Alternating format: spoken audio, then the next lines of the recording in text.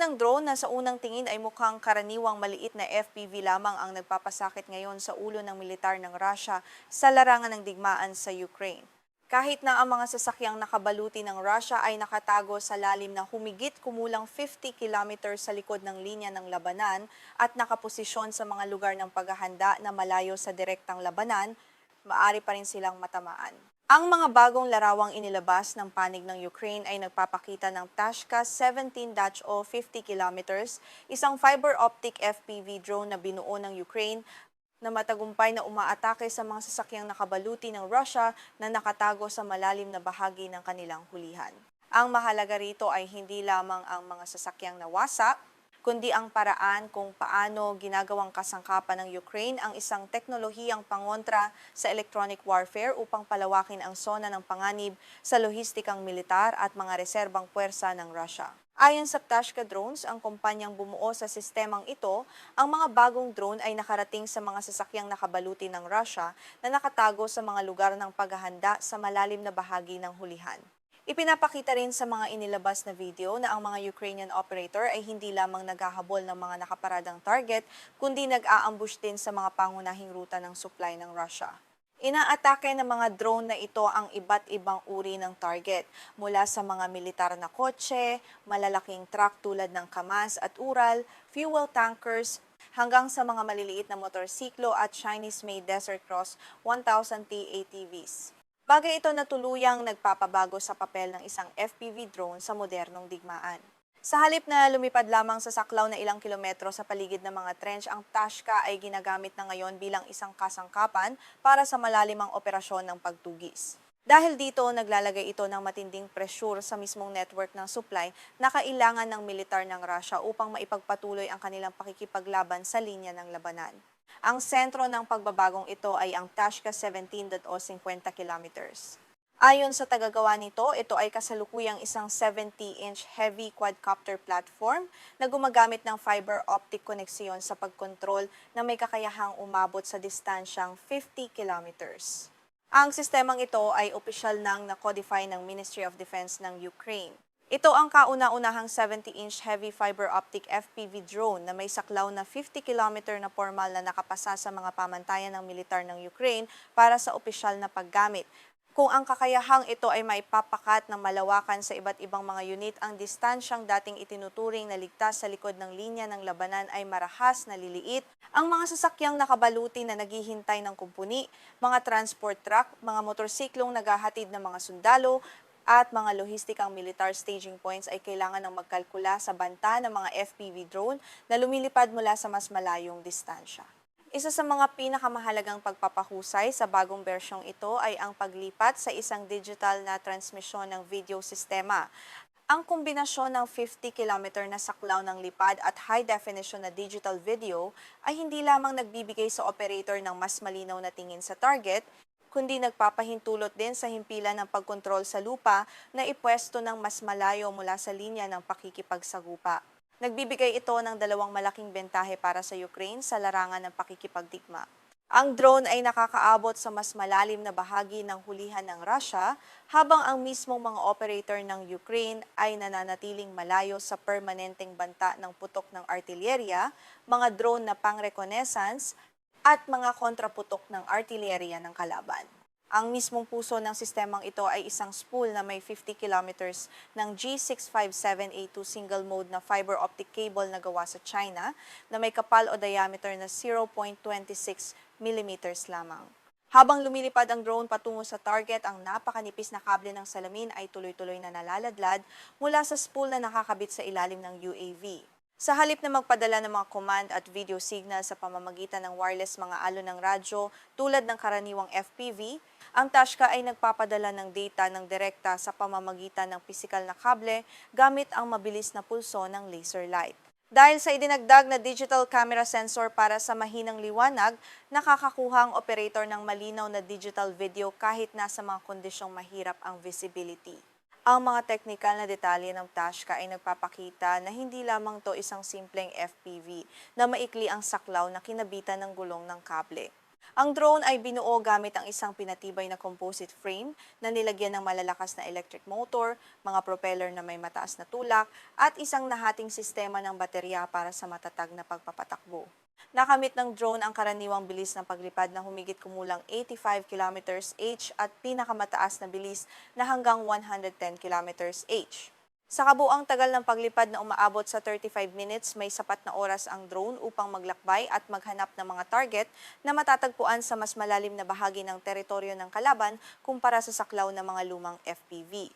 Gayunpaman, ang sistemang ito ay walang AI-based na automatikong pagtutok sa huling yugto o mekanismo ng sariling paggabay. Nangangahulugan nito ng taong operator pa rin ang kailangang manu-manong magkontrol at magmaniobra sa drone hanggang sa huling segundo ng pagtama sa target. Ang katangiang nagpapabukod-tangi sa drone na ito sa labanan sa Ukraine ay ang kumpletong immunity nito sa mga karaniwang sistema ng electronic jamming.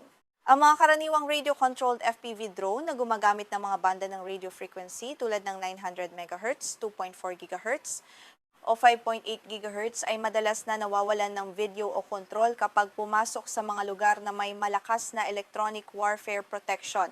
Sa isang fiber optic drone, ang linya ng komunikasyon sa pagitan ng drone at ng himpilan ng pagkontrol sa lupa ay buong nakapaloob sa loob ng pisikal na kable. Dahil ang mga control command at HD na signal ng video ay hindi nakadepende sa mga transmisyong radyo na nangangailangan ng direktang linya ng tanaw, ang mga pangunahing electronic warfare complexes ng Russia ay hindi makaputol sa optical na koneksyon na ito. Ang mga malalaking sistema tulad ng Krasukha, 4 na idinisenyo para sa airborne radar at satellite suppression, o ang Borisovlevske, 2 na nakatuon sa tactical radio jamming, ay walang anumang epekto sa kable ng salamin.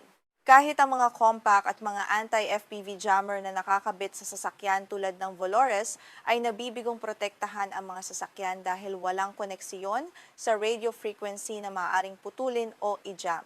Ito ay isang salik na may napakalaking estratehikong kahalagahan sa isang digmaan kung saan ang Russia ay naglagak ng malaking puhunan sa mga advanced infrastruktura ng electronic warfare. Sa halip na subukang manalo sa labanan ng signal sa pamamagitan ng mas malalakas na transmitter o mas komplikadong mga algorithm laban sa jamming, ang fiber optic drone ay umiiwas ng tuluyan sa larangang iyon. Sa pamamagitan ng paggamit ng isang pisikal na kable upang panatilihin ang koneksyon, ginagawang mas mababa ang kapakinabangan ng Ukraine sa maraming jamming sistema ng Russia na dating napaka-epektibo laban sa mga UAV na kontrolado sa radyo. Ang paraang ito ay nagpapakita ng isang matalinong taktikal na pag-iwas sa lakas ng kalaban sa pamamagitan ng simpleng pisikal na mekanismo. Ang fiber optic link ay nagbibigay din ng napakatatag na kalidad ng imahe na may halos walang pagkaantala o delay. Ang mga operator ng Ukraine ay nakakapagpalipad ng drone ng napakababa sa ibabaw ng lupa, umiiwas sa likod ng mga natural na balakid, dumadaan sa mga urbanong lugar, sumusunod sa linya ng mga puno, at lumilipad sa mga lambak nang hindi nangangambang maputol ang signal ng radyo na nangangailangan ng direktang linya ng tanaw. Para sa mga misyong naghahabol sa mga sasakyang nakabaluti at mga sasakyang pang-supply, ang kakayahang lumipad sa napakababang altitude ay nagbibigay ng napakalaking bentahe. Nagagamit ng drone ang tereno upang itago ang direksyon ng paglapit nito, na nagpapahintulot dito na lumitaw sa mga anggulong hindi inaasahan at mahirap depensahan ng kalaban. Isa pang mahalagang bentahe na bihira lamang mabigyang pansin ay ang katotohanang ang drone at ang control station ay halos walang inilalabas na signal ng radyo habang nag-operate.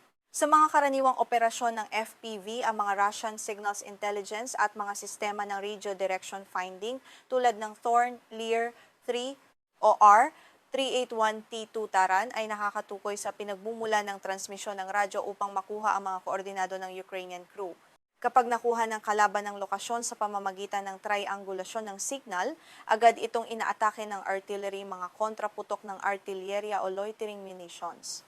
Dahil ang fiber optic sistema ay may halos walang inilalabas na radio frequency signal, walang bakas na elektromagnetiko na mailalabas ang himpilan ng pagkontrol sa lupa o ang drone habang isinasagawa ang misyon. Dahil dito, hindi matukoy ng kalaban kung nasaan ang Ukrainian drone crew habang isinasagawa ang pag-atake.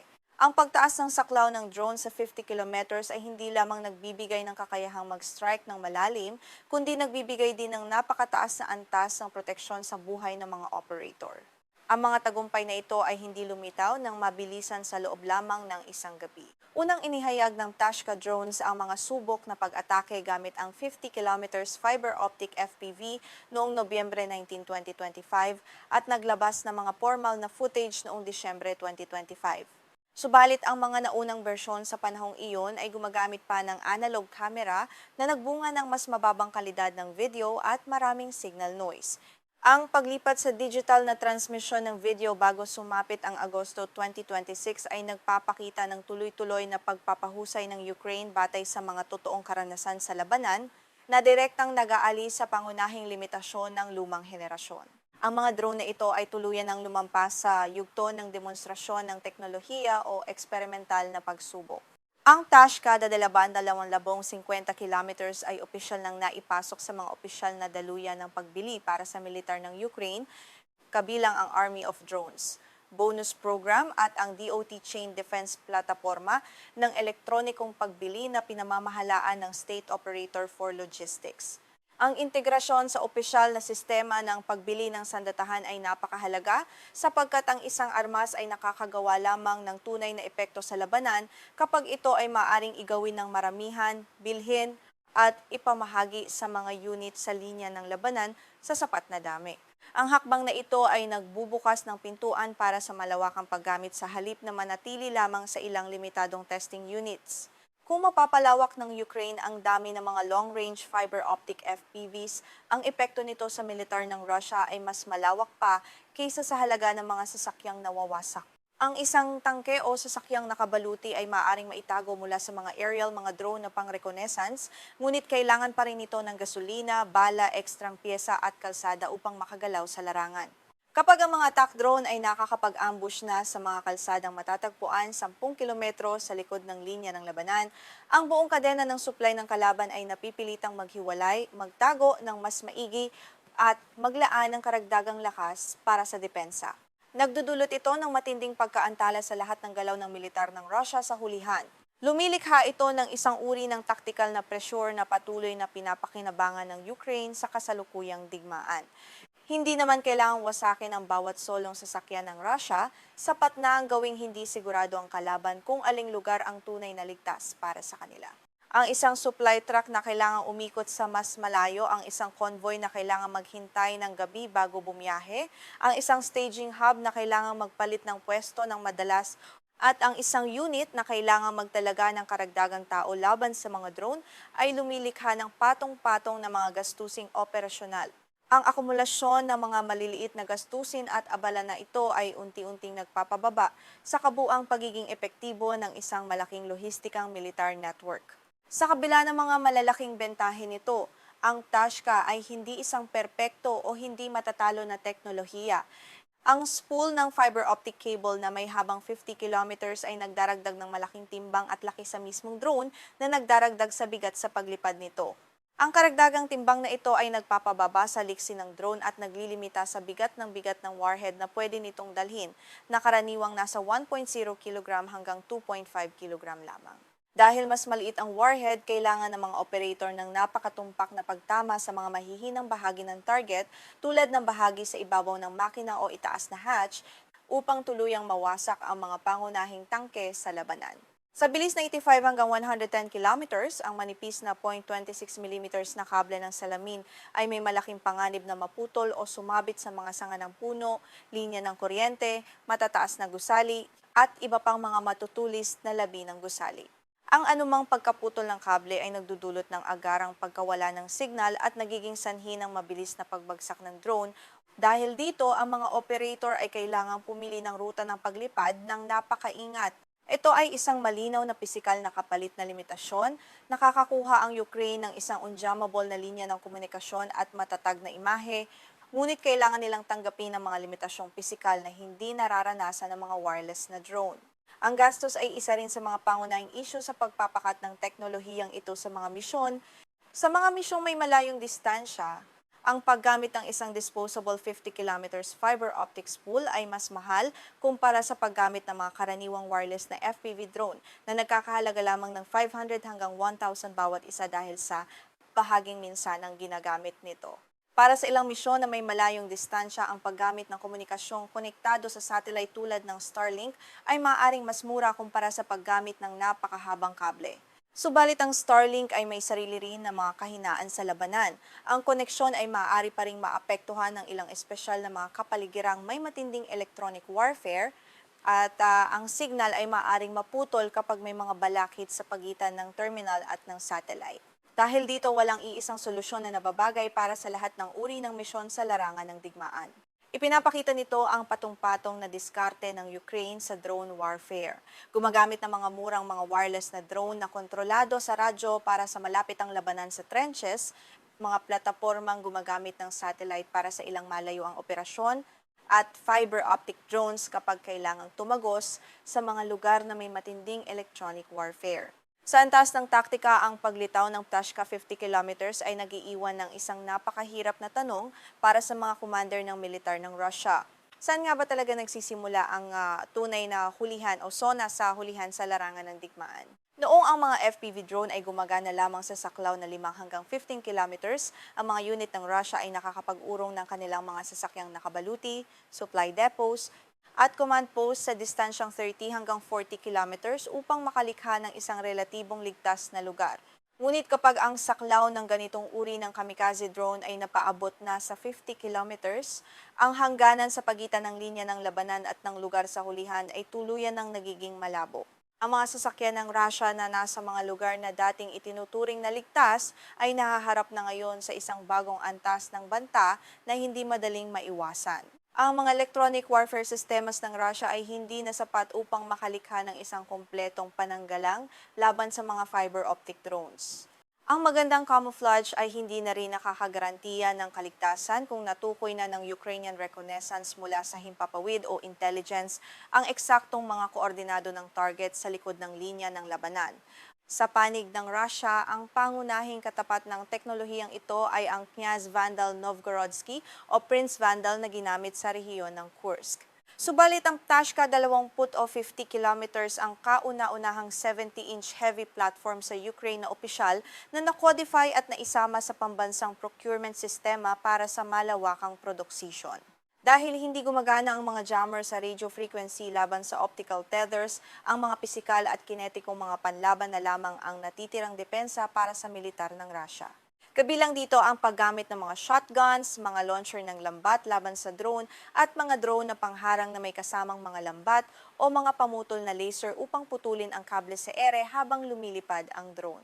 Gumagamit din sila ng mga pinatibay na harang na yari sa kawad na inilalagay sa paligid at ibabaw ng mga nakaparadang sasakyan sa mga lugar ng paghahanda sa hulihan.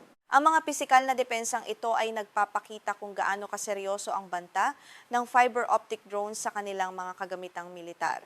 Dito makikita ang pinakamalaking kahalagahan ng Ptashka sa kasalukuyang tunggalian. Ang tagumpay ng Ukraine ay hindi lamang nakasalalay sa paggawa ng isang drone na kayang maghila ng 50 kilometers na kable, kundi sa pagsasama ng teknolohiyang iyon sa reconnaissance mula sa himpapawid, mga pananambang sa supply, at mga taktika ng malalimang pagtugis laban sa kalaban. Ang bawat sasakyan ng Russia na tinatamaan sa likod ng linya ng labanan ay nagpapadala ng isang malinaw na mensahe sa kalaban. Ang ligtas na distansya ay mabilis na kumukonti. Ang lumalawak na saklaw ng pag-atake ay nagpapabago sa mga kalkulasyong militar ng magkabilang panig sa bawat araw ng labanan. Ang digmaan ng mga drones sa Ukraine ay patuloy na nagbabago sa napakabilis na bilis sa kasalukuyang panahon. Ang mga sistema na dating itinuturing lamang na mga murang trench weapons ay unti-unti nang nagiging mga makapangyarihang kasangkapan para sa malalimang operasyong pag-atake sa malalim na bahagi ng teritoryo. Habang ang Russia ay labis na umaasa sa electronic warfare upang labanan ang mga FPV drone, ang Ukraine ay nakahanap ng paraan upang ikutan ang mismong banta na iyon gamit ang isang simpleng teknolohiya. Isang manipis na kable ng salamin na mas manipis pa sa isang ikatlong bahagi ng 1 milimetro. Ang Ptashka 17 o 50 kilometers ay mayroon pa ring mga malinaw na limitasyon sa timbang, maneuverability, kakayahang magdala ng kargang pandigma, panganib ng pagkaputol ng kable, at mataas na bawat unit na gasto sa bawat misyon. Subalit ang katotohanan ito ay ginagamit na sa mga totoong pag-atake sa labanan at opisyal nang naisama sa procurement sistema ng Ukraine ay nagpapakita na hindi na ito isang simpleng eksperimento sa gilid. Ito ay nagiging isa na sa mga pinakamahalagang direksyon ng pag-unlad sa larangan ng FPV drone warfare sa buong mundo. Ang matagumpay nitong integrasyon sa mga pambansang programa ay nagmamarka ng isang pangmatagalang haligi ng asimetrikong pakikidigma sa modernong pakikipagdigma. Kung ang mga sistema na tulad ng Tashka ay patuloy na magagawa ng malawakang produksisyon sa malaking dami, ang suliranin para sa Russia ay lalong magiging komplikado. Hindi na lamang nila kailangang protektahan ang mga trench laban sa mga drone, kundi kailangan na rin nilang protektahan ang mga sasakyang nakabaluti, convoys, at supply lines na matatagpuan 10 kilometro sa kanilang hulihan. Sa isang digmaan ng atrisyon kung saan ang bawat biyahe ng fuel truck, bawat sasakyang pangkumpuni at bawat linya ng supply ay may napakataas na halaga, ang kakayahan ng Ukraine na palawakin ng FPV hunting zone hanggang sa 50 kilometers na marka ay maaaring maging isang napakalaking tactical na bentahe na higit pa sa maliit na sukat ng mismong drone. Sa pangkalahatan ng Pitashka 17 o 50 kilometers ay nagpapakita ng mabilis na pag-angkop ng Ukraine laban sa mas malakas na kagamitang pang-electronic warfare ng kalaban. Sa pamamagitan ng pagsasama ng simpleng pisikal na kable at ng mga modernong digital sensor na ibababa ng Ukraine ang pagiging epektibo ng milyon-milyong dolyar na halaga ng mga Russian EW complexes sa larangan ng digmaan. Sa pagpapatuloy ng tunggaliang ito, ang mga aral mula sa paggamit ng fiber optic FPV drone sa Ukraine ay tiyak na magpapabago rin sa mga doktrinang militar at mga estratehiya laban sa UAS ng iba't ibang bansa sa buong mundo. Ang dating itinuturing na imposibleng teknolohiya sa larangan ng mabilis na drone flight ay isa na ngayong katotohanang nagpapatakbo sa bagong mukha ng makabagong pakikidigma.